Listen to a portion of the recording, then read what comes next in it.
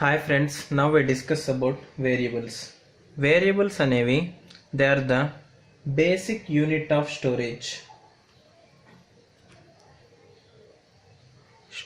Basic storage యూనిట్నే మనం ఏమంటామంటే వేరియబుల్స్ అంటాం. ఫస్ట్ వేరియబుల్స్ని మనం డిక్లరేషన్ చేయాలి. డిక్లరేషన్ ఎలా చేస్తామంటే టైప్ ఐడెంటిఫైయర్ ఈక్వల్ టు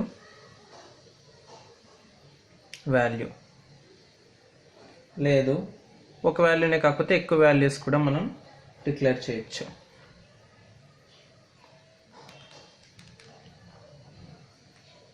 ఇలా మనం వేరియబుల్ని డిక్లేర్ చేస్తాం. టైప్ అనేది మనకి ఎనీ వ్యాలిడ్ డేటా టైప్ ఉండొచ్చు, ఇంటిజర్, క్యారెక్టర్, ఫ్లోట్ ఏదైనా ఉండొచ్చు.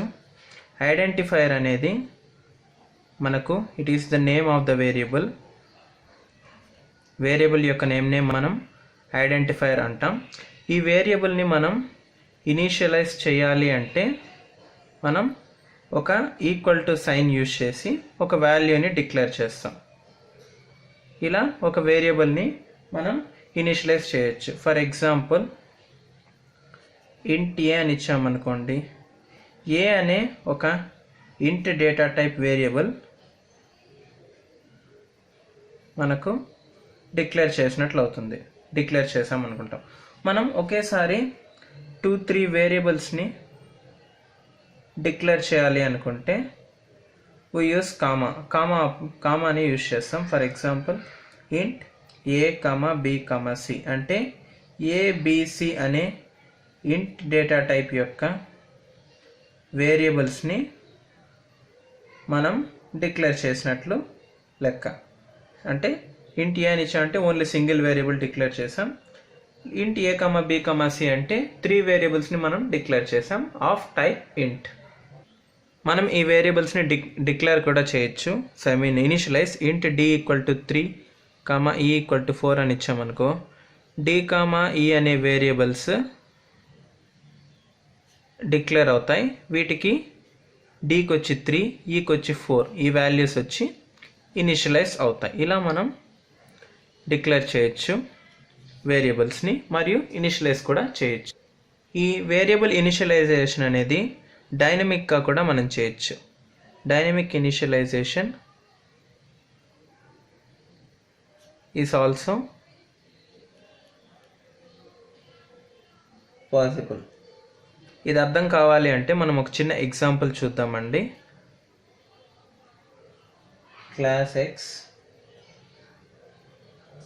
Public static void main string arcs.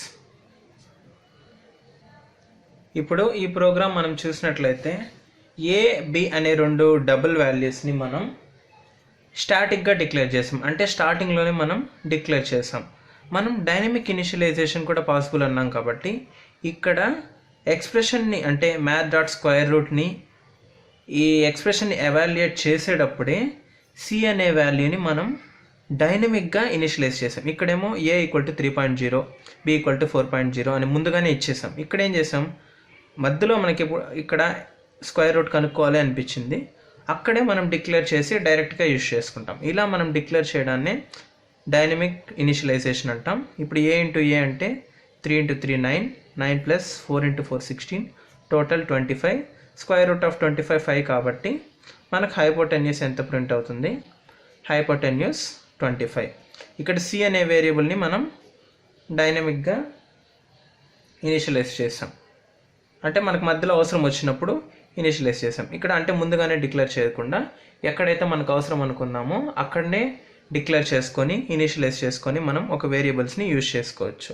ఈ ఫ్లెక్సిబిలిటీ మనకు జావాలో పాసిబుల్ అవుతుంది. Now we discuss about scope and lifetime of a variable.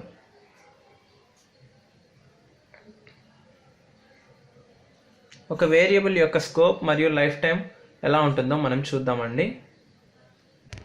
మనం వేరియబుల్స్ని మెయిన్ మెథడ్ స్టార్టింగ్లోనే మామూలుగా డిక్లేర్ చేస్తాం. స్టార్టింగ్లో విల్ డిక్లేర్ వేరియబుల్స్.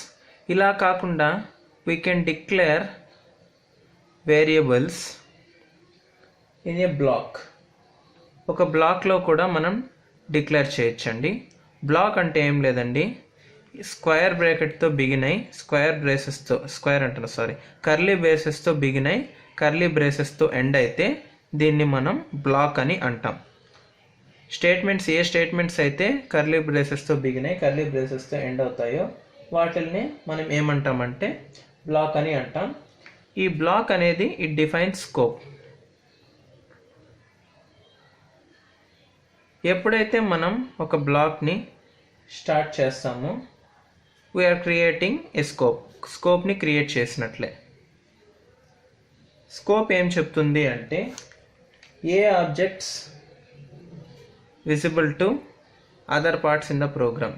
మిగతా ప్రోగ్రామ్ పార్ట్స్కి ఏ ఆబ్జెక్ట్స్ అనే విజిబుల్, ఏ ఆబ్జెక్ట్స్ నాట్ విజిబుల్ అనేది చెప్పేదే మనకు స్కోప్ అండి.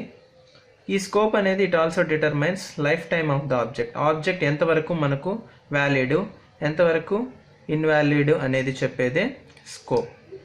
ఇది మనకు అర్థం కావాలంటే ఒక చిన్న ప్రోగ్రామ్ చూద్దాం. ఇక్కడ క్లాస్ స్కోప్ అని ఒకటి తీసుకున్నాం. ఎక్స్ అనే వేరియబుల్ని మనం ముందుగానే డిక్లేర్ చేసాం. ఎక్స్ వాల్యూ వచ్చి 10. ఇక్కడ ఎక్స్ వాల్యూ 10 ఇచ్చాం కాబట్టి, అంటే ఇంట్ ఎక్స్ అని స్టార్టింగ్లోనే ఇచ్చాం కాబట్టి it is known to all code with in main. అంటే ఇక్కడ ఇచ్చాం ఎక్స్ అనేది, ఇక్కడ నుంచి ఈ కర్లీ బ్రేస్ ఎండ్ అయ్యే వరకు, మెయిన్ ఎండ్ అయ్యే వరకు, మెయిన్ క్లాస్ ఎంతవరకు అయితే ఉంటుందో అంతవరకు ఎక్స్ వాల్యూ అనేది మనకు తెలుస్తుంది. అదే ఇక్కడ చూసామనుకోండి, వై అనే వాల్యూ అనేది it is known only to it's scope. ఈ y = 20 అని ఎక్కడ డిక్లేర్ చేసాం? ఇక్కడ ఇఫ్ అనే కండిషన్లో ఇక్కడ కర్లీ బ్రేస్ ఓపెన్ చేసి వైని మనం డిక్లేర్ చేసాం.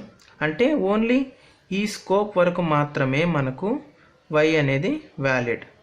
ఈ స్కోప్ దాటేసింది అనుకోండి, y అనేది మనకు ఇన్వాలిడ్. ఎందుకంటే ఇది మనం స్టార్టింగ్లో డిక్లేర్ చేయాలి, విత్ ఇన్ ద స్కోప్లో డిక్లేర్ చేసాం కాబట్టి y అనేది మనకు ఇక్కడ మాత్రమే వ్యాలిడ్. అదే ఇక్కడ అవుట్ సైడ్ y = 100 అని ఇచ్చాం.